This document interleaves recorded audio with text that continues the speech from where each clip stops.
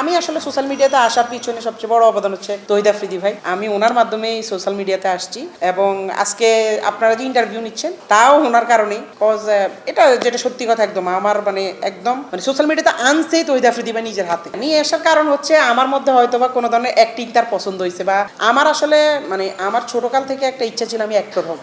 আর আমি সবসময় আইডল মানতাম এবং আমি সবসময় একটা মানুষকে দেখতাম, সেটা হচ্ছে মোশাররফ করিম ভাই। আমি আসলে ওনার অনেক বড় ফ্যান এবং ওনারা বলতে গেলে আইডল মানি। আমি আসলে ওনার নাটক এত দেখতাম যে এভারেজ আসলাম, মানে আমাদের বেলায় যখন আমরা ছোট ছিলাম আর কি, তখন এই নাটকগুলো অনেক ফেমাস ছিল।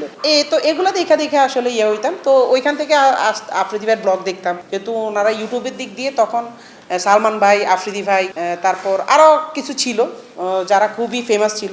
আমি আফ্রিদি ভাইয়ের কাছে আসছি, আমার অ্যাক্টিং, উনি আবার একটা নিচ্ছে যে ওনার অফিসের মধ্যে উনি সবাইরে গায়িকা নিত আর কি, পরীক্ষা নিত কে কার অ্যাক্টিং কেমন হয় টিম বাড়ানোর জন্য। তো ওইখানে হয়তো আমি টিকে গেছিলাম বা আমার অ্যাক্টিংটা ভালো লাগছে এবং ওনার মাধ্যমেই গেছি এবং ওনার মাধ্যমে অ্যাক্টিংও শিখছি, যে একদম সত্যি কথা যেটা।